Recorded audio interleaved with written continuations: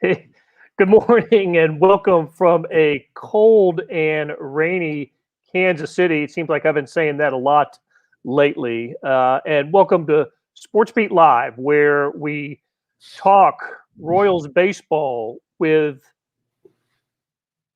the people who know them the best, the sports writers and columnists for the Kansas City Star, and with you. Please send us your questions and comments. We'll get to as many of them as we can.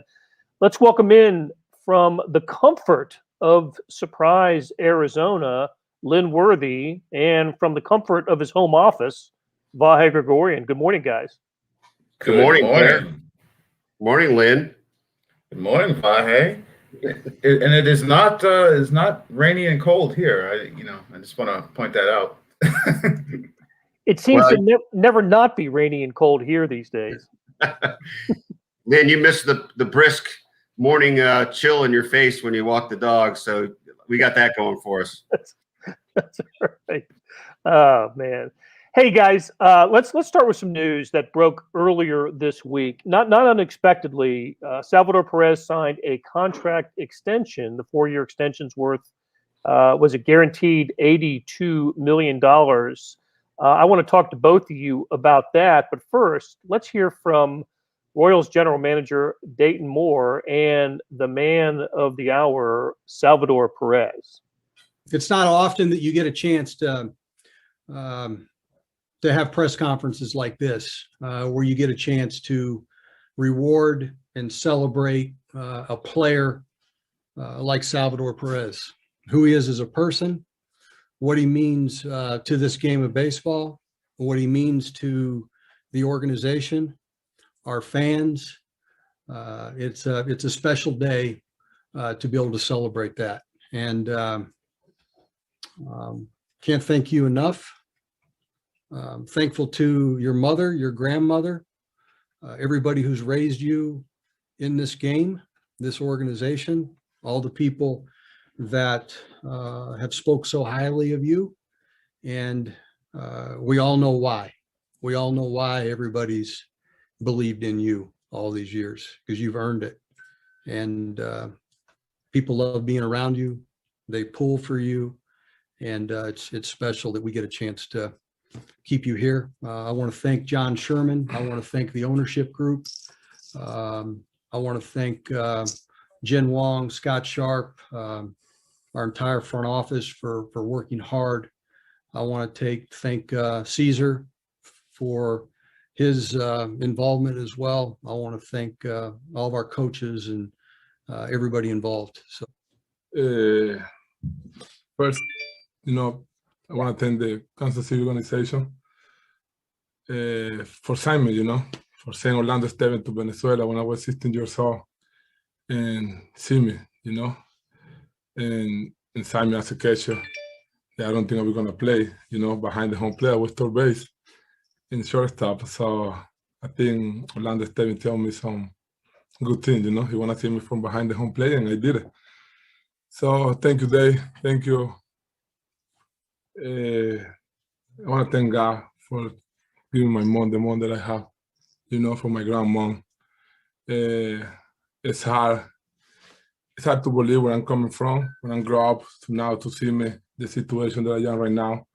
It made me feel super happy. I know my mom doing a pretty good job, and I know my grandmom is gonna be happy. Sorry. Mm-hmm. I know she's see me right now, and I'm excited. I'm excited to stay here for 4 more years, maybe 5, to go see. And thank you for believing in me, Dave. Thank you, Mr. Sherman. And I'm gonna be ready. Well, I think John has been extremely supportive, and he's a great admirer of Salvy. How about Salvy getting a little emotional there? I'll tell you what, I was surprised in 2016 when there was a similar press conference. They announced a contract extension for Salvador Perez. I don't remember him getting as choked up as he did on this occasion. And Vahe, I got to tell you, Dayton Moore just loves moments like this, doesn't he? He does, Blair, and in all candor, it kind of chokes me up to see the sort of the pure emotion from both of them. Something you notice about Dayton there that I think is uncommon, and he's uncommon in a lot of these things. But as he's speaking about Sal, a lot of people maybe do this in a perfunctory sort of way. He is turning towards Sal, extolling his virtues. He's having a conversation with him that shows you how much it's from the heart. And I just think that's a consistent theme we hear time and again about people's affection for Dayton and vice versa. I think it's one of those things. I can't remember how Sam Mellinger put it the other day, but you know, when you're in love, you overlook other things, right? You just go, and that's kind of been the case. And by the way, I know we'll link to this later, but Lynn and Sam Mellinger both wrote great things in the last couple of days about this. And Lynn, I really enjoyed you taking us back to the early days through Renee and others you spoke with. Well, you're absolutely right, Vahe. We will link to the stories that Lynn and Sam wrote about this occasion in the show notes as this broadcast becomes a podcast. Lynn, from a business perspective, interesting contract. The extensions for 4 years, $82 million. Was did the Royals did they read the market right? Did they make a good business move here? Well, I'll say this: if you read our fine readers of the Kansas City Star probably saw at the end of January where I was sort of spitballing about what a contract might look like, and where I landed at was right around 4 years and $80 million. So I pointed that out, one, because that's about where it was, and two, because I probably might not be that right ever again. So let me make sure that I mention it. You're obligated to do that. That's right. That is correct, because when I am wrong, I'm sure there'll be no shortage of people letting me know. But I think coming off of this offseason where you had JT Realmuto, who's really, I think the difference in their age is really about a year and a half or something like that. It's within 2 years. It's less than 2 years. It's close to a year. And he got that contract that put him with an AAV that was like, I think it was $23.5 million. It set a record. He's getting in that, $20 million a year range. I mean, I think it seems like people feel like there's a big difference between him and Salvy. I think because Salvy, has the bigger body, is a little bit older, has caught for a while longer. But I think some of the stuff that Vahe was talking about, the Royals lean in when it comes to the sentimentality and the personal side. And Salvy in Kansas City probably is worth more than somewhere else. And the fact that they kept him from getting on the open market is a big part of that too. Just to give an example, like if he hits the market this offseason as a free agent and he gets to test the waters, and you had a team like, say, the Yankees, where Gary Sanchez is, up in the air, maybe they decide this year if he doesn't do well, that they got to go out and get a catcher, and Salvador Perez is sitting there waiting for him.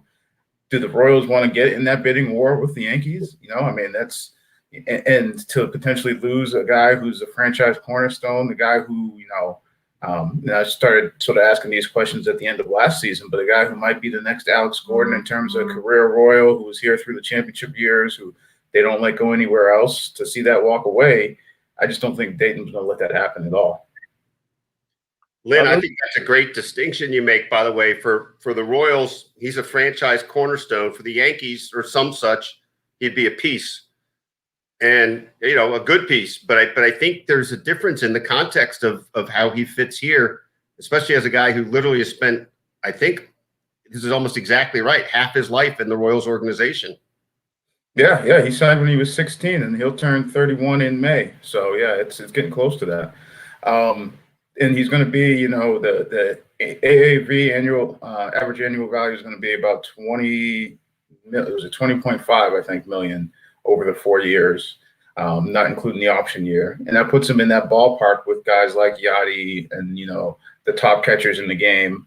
The thing you worry about is the longevity. Is he going to be able to hold up and still produce the way he does at age, 35?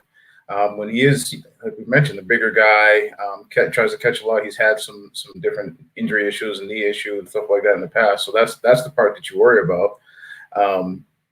But again, I think that part of that calculus there is factoring in how much more he might mean to the Royals and to the franchise and to the fan base than you know, if you let him leave and he goes somewhere else. And Lynn, how about projecting his 4 years at position? I don't, he's famously said he wants to catch all 162 games. I can see him beginning a transition out of that, certainly out of that mindset and out of those possible numbers for him as this contract continues. Yeah, I mean, I could definitely see him doing more DHing. I mean, I think one thing, and I don't think the Royals would necessarily come out and say it, but I mean, signing this deal, you lock up Salvy for the next couple of years. Jorge Soler is heading into free agency this offseason, and so maybe this makes it more likely. I mean, my guess is it does make it more likely Jorge Soler doesn't come back, but then that also opens up that DH spot because Soler has been sort of your full-time DH. And so maybe that's where you make sure that you have that opening for Salvy to get some more time at DH, or if you want to use him some at first base, and what that means Santana or somebody gets more time at DH, then you sort of have that leeway as opposed to having a guy who is going to be in that spot every day. So I could see more DH, more first base becoming a factor, depending on who comes up from the farm system and what other pieces they have in place. I also like the Yadier Molina comparison. I think Molina's been the Cardinals catcher since the mid-'60s. I can't remember the last time he was not the Cardinals catcher. And Tim McCarver, right to Yadier Molina. Right. I think he caught Bob Gibson, early in his career. But Vahe, don't you see? I mean, Salvador Perez he's that guy for the Royals, isn't he? When it's all said and done, he's going to be. He right now is the Royals. Maybe if you had to assign percentages to these types of things, the Hall of Fame candidate for the Royals next, the next one, and has a chance to be probably considered a top 5 Royal of all time, doesn't he?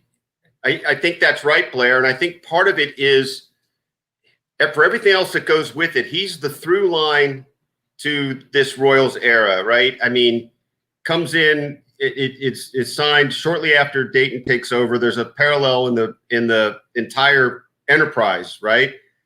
He's part of the resurgence of 2014 and 2015, and he's here through the next step. When the Royals obviously fell back, but certainly there's a lot of excitement and I think reasonable anticipation of a breakthrough again. Now, maybe it's not going to be a World Series in the next year or two, but certainly a postseason, it seems a realistic hope. And he's going to be that aspect of it. The way he's a little different than a Molina too, that's also a distinct thing. I mean, certainly Molina's had endurance, but the Cardinals have pretty much always been good. I always tell my friends in St. Louis, they'll never know what it was like in 2014 and 2015 for the Royals because they're in the World Series every 5 years. The Royals had to wait 29 years. And so to see a guy who's so essentially identifiable with all that makes him not just, potential Hall of Fame candidate and maybe a top 5 Royal, but really endeared to the city, especially with that personality, right? Absolutely. Okay, guys, let's switch gears and talk about the rotation. I think since the last time we talked, the Royals have named an opening day starter, and we know the starters for the first few games. Lynn, why don't you break it down for us, and then we'll talk about the options after number 4. Yeah, so the opening day starter will be Brad Keller, which was not a shocker. He started in 2019. He got the opening day start last year, obviously, with the shortened season, and he actually was not on the opening day roster because he was still recovering from COVID. So, so this will be his second opening day start. It's going to go from Keller to Mike Minor to Brady Singer to Danny Duffy. So you get right, left, right, left. Keller gets that opening day and that home opener. Then the first road game will be Duffy's game in Cleveland. He'll get that last one, and they don't need a fourth or a fifth starter. They won't play 5 games consecutively until I believe it's April 10th through 14th when it's Chicago, and then I forget where the end of that one is, but I know it starts in Chicago. So and the off days and everything, let them spread that out. But so Brad Keller will make his second opening day start, and they'll go 4-man rotation and go from there. He was good in that opening day start in 2019, as I recall. I think he had 7 scoreless innings against the White Sox, a game that the Royals ended up winning in 2019. And as you mentioned, the Royals just need the 4 for the first basically couple of weeks of the season. But there's a little bit of intrigue now with the 5th starter, is there not? The Royals sent down Kris Bubic, and he would seem to be the leader, to be the 5th starter, but it's not a slam dunk, is it? I don't think so, because when he was sent down, I think Mike Matheny made it pretty clear that it wasn't just so much a paperwork thing. It was there's certain things that he needs to get better at and he needs to work on, because they feel like they know what the best of Kris Bubic looks like, and they haven't seen it yet. They haven't seen it yet in the majors this last year, and they weren't seeing it in spring training. I think Bubic even alluded to it a little bit in the last time we spoke to him after his last spring training start. So there's stuff that needs to get fixed there. So it's not as though it's an automatic, you just plug him in when it comes time. Plus, you've got some other people that you might be able to look at. I mean, Jacob Junis is another guy. I mean, just yesterday, his outing, I mean, he came out in just 2 innings in relief, and it was 6 up, 6 down, 3 strikeouts. Mike Trout, see you later, have a seat. I mean, it's spring training, but it's pretty impressive. So, and he's added to his repertoire. The cutter has really given him a different look this year. And that was always one of the issues with him, was getting through that lineup the second and third time. The numbers for that offense just went way up. And now if he's got a different look to give them, that gives him a chance to get through a lineup the second and third time, then that might change the way you look at him as a starter. Well, he certainly is. Junis is certainly one of the intriguing people right now on his role, and even I think his inclusion on the roster is kind of all but assured. But what his role is going to be when the season opens? What about if he's that? Let's just say for argument's sake, he's not the 5th starter, but he's in the bullpen. What is he, the long guy there? What's his possible role? Well, and for right now, it's pretty much, I think it's more or less set that he's going to be in the bullpen to start the season when they go 4-man. And they're sort of Matheny's referred to as a hybrid role. We wrote about in today's today's paper, I think, online yesterday and this morning. But it probably isn't in print yet. But he's a guy who, they'll use him. They're trying to get him ready to be used in short outings, but also if they need long relief, if they need, still keep him stretched out to the point where if they want to use him as the 5th starter when that time comes, to still have that option available. But he might be the guy who comes out for an inning or 2 and just comes at you with that, the slider and the fastball and say, have at it. And similar to like he did yesterday, where it was just boom, boom, boom. Or he could be a long guy. Same thing with Irvin Santana. He could be in that similar type role where he might be a long guy, could be used in shorter outings, see if his stuff plays up, and then stay stretched out and be an option. So he could be, the sort of that, Swiss Army knife type guy. And if they decide to keep him in that bullpen role, then you still have options like Santana, like Daniel Lynch, like Bubic. So you have a bunch of different ways you could go. And Mike Matheny is sort of keeping all options open when you try and pin him down on that. Not with a week left, that's not going to happen. He's gonna give you just a plethora of different ways they could go. Okay, very good. So last week we asked the question at the top: how far in the show could we go without mentioning Bobby Witt Jr.? We are almost 20 minutes in, and this is the first mention of Bobby Witt Jr. I blame Sam because Sam Mellinger was the one who brought it up and just dominated the conversation when it came to Bobby Witt. Of course, the question a week ago and throughout most of spring training is, what were the Royals going to do? How difficult a decision would it be for the Royals to keep him up? Well, the Royals made their decision, and Bobby Witt Jr. will not begin the season on the opening day roster. Vahe, I think you may be the only one we haven't heard, or we haven't had you weigh in on the Bobby Witt conversation. What are your observations of him? And we'll talk about some of the other players that the Royals are sending down. But what's your Bobby witticisms? That's too much credit by accident. Look, he's pretty mesmerizing, and I was down there for a little streak where he hit a couple home runs, including the 484 footer off the concourse that I think took 3 bounces into Utah or whatever's north of the stadium. That's west, I guess. Where is Utah? I think you're right. North. Yeah, north. One of the 4 corners states. Or the Grand Canyon.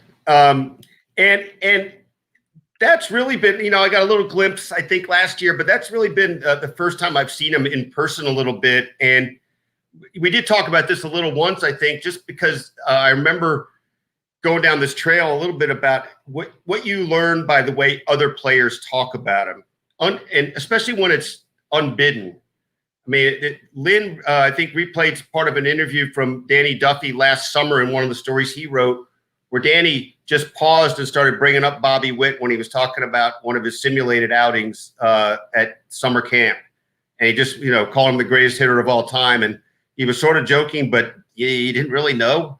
And then Hunter Dozier, the day Bobby hit that 484 footer, is going through the lineup of the Royals, talking about how there's no holes and how great the lineup is. Santana, Soler, Perez, Bobby Witt.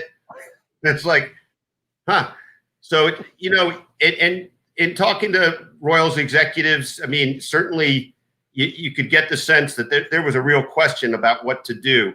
Lynn injected some important perspective, I think, about 2 weeks ago when we were talking about this, saying, kind of trying to calm us down and saying, there's really no harm in him playing his first minor league game before he goes to the majors. I know the 37 rookie league games count as something, but I think that's different. And I that kind of deflated me. It's like, yeah, Lynn's right. I would be excited to see him right now, but I get the logic, and I think it's not a necessity for him to be here now. But I think the real question is going to be, and I think Matheny said this the other day, how do these guys, Bobby and other players of his ilk who are on the cusp, keep pressing the issue now? And one last thing for now is that, we're going to keep this alive because we just will. It's what we do. But also, I'm finally writing this piece today on the perspective of Bobby Stroop, who trains both Bobby Witt Jr. and Patrick Mahomes, not on them exactly as parallels, but on something about the it factor in each of them is really kind of the overlap in the Venn diagram. So we're not going to let it go. And we shouldn't. And I'm looking forward to that Bobby Stroop story. That'll be good. So Lynn nailed the Salvador Perez contract. He nailed the Bobby Witt Jr. future. Drop the mic. Get out.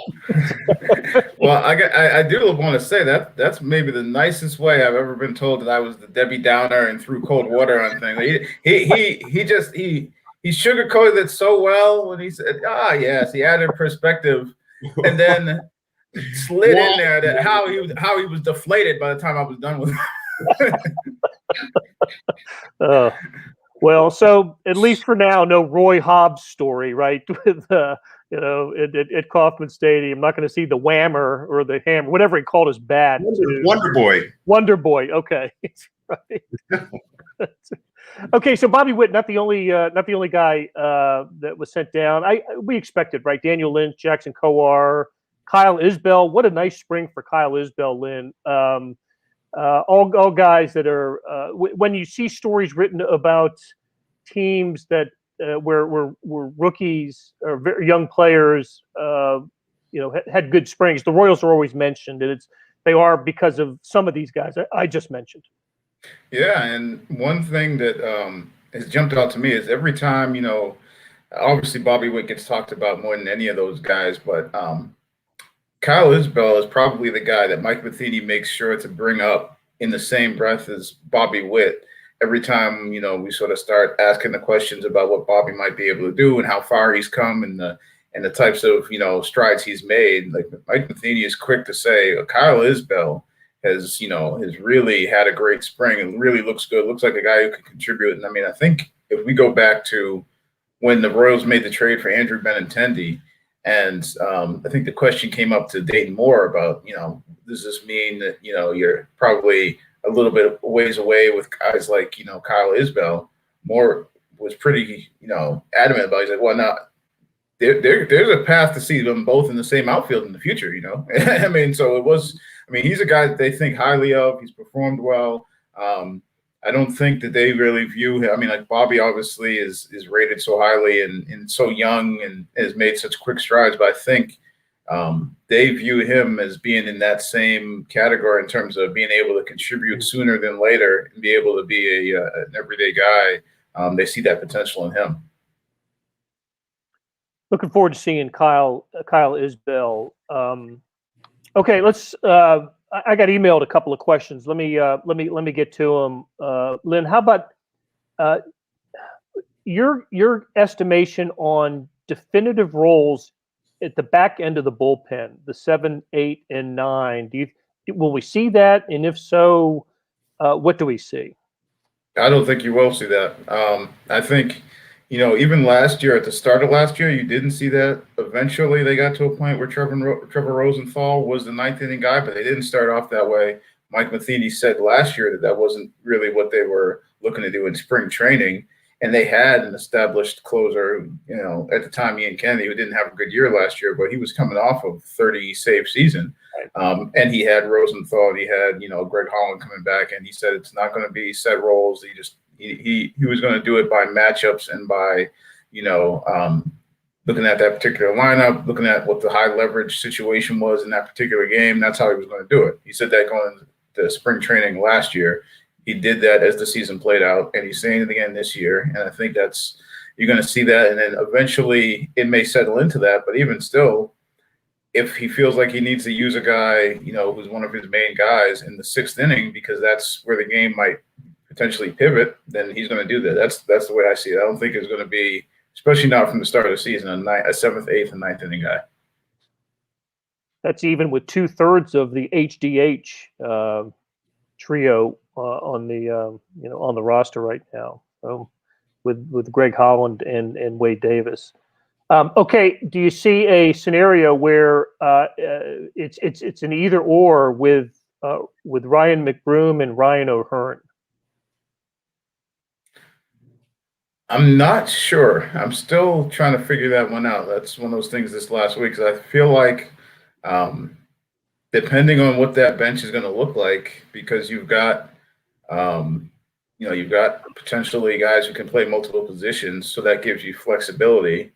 And because you won't need a 5th starter, you could maybe go with one fewer pitcher than you will later. So the opening day roster, there's still a lot of things that you could do, play around with that. You could have, Ryan McBroom and Ryan O'Hearn. I'm not sure how likely that is. I tend to think that it's probably one or the other, but again, depending on how they want to shape that bench, and then that opening day bench may change by middle of the year. Not the middle of the year, middle of the month, when they try to add a 5th starter or figure out who's going to be a 5th starter and maybe add a pitcher. I think the idea, at least last I knew, was probably looking at 13 pitchers, 13 position players to start the season, but they may go to 14, 12, leaning towards pitchers when they need to get to a 5th starter. So that bench is going to be a question mark in terms of exactly how they want to construct that. Okay, last spring training game is on Monday. Opening day is on Thursday. When do they have to have the roster set? Is it just by Wednesday, or what's the day the roster has to be turned in?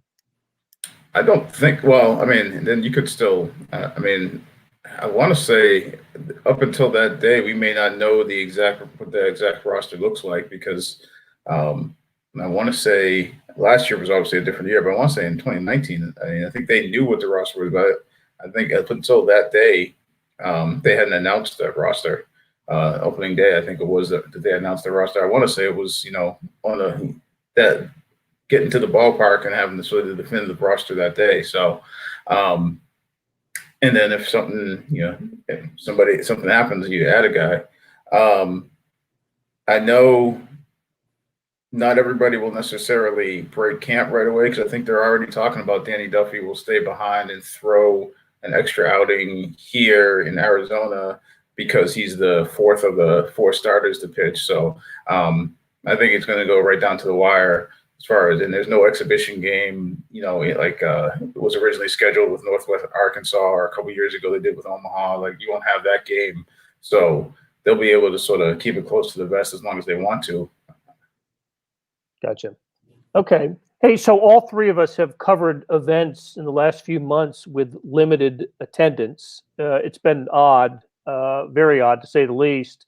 I bring this up because the Royals announced yesterday that single game tickets are going on sale, started going on sale yesterday, and the Royals are going to limit attendance for April home games to 10,000 at Kauffman Stadium. I thought this was interesting. You cannot buy tickets on the day of the game for home games. You have to get them in advance. So I guess, Vahe, it's going to be great to see fans back in Kauffman Stadium, and I'm sure the players are absolutely going to love it. But opening day with 10,000 versus opening day with 40,000 is better than opening day with 0. Yeah, and I was thinking about this morning earlier, Blair. I mean, got a little glimpse of fans back in the stands out at the couple games I saw in Arizona, but I found myself really conscious of the fact that, interrupt me and tell me I'm wrong on this if I am, but it's the first major sport that hasn't had fans in the stand, well, at least for a home game, hasn't had fans in the stands since 2019. I mean, MLB, we didn't see it at Kauffman Stadium all last season. Right. I don't think since the shutdown, does the NBA they just started letting fans in some places. In some places, I think in some states, depending on the situation, some places have. I know the 76ers just let some fans in. I saw that recently. And I just bring that up in this context. I mean, I think that 10,000 is going to feel like 35,000 to me. I could be wrong, but I think it's going to feel special, even though we'll understand the gap, right? And we'll be cognizant of what's empty still. But I think there's going to be something really reassuring and powerful in that number. And maybe it lends itself to baseball. I don't want to say in a better or more significant way than in other sports, but in a different way. There is something about the relationship between the baseball fan and the intimacy of the surroundings that's just a little different. I mean, I know it's not closer in some ways, and certainly not than basketball or hockey, but I just think there's something about that's gonna get us. I think it's gonna be pretty cool. And I think I'm trying to remember who it was. One of the Royals players, because there's been fans at these spring training games, very small number. But after one of the first ones, one of the players said something about it was just good to have people out there and to hear the actual sounds. And he mentioned even just getting heckled. And I can't remember who it was. And I want to say somebody brought it up to Matheny afterwards, and Matheny sort of laughed and said, "Yeah, that'll get old real quick."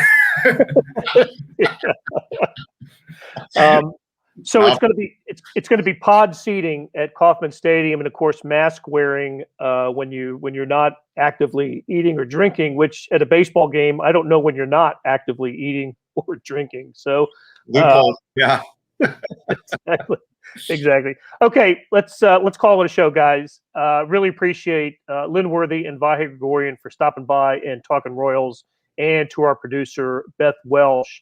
We will do this again next week. We're still working on the date because next week, a week from today, will be opening day, and we will let you know when we're coming at you the week of opening day. So thanks everybody. Talk to you again soon.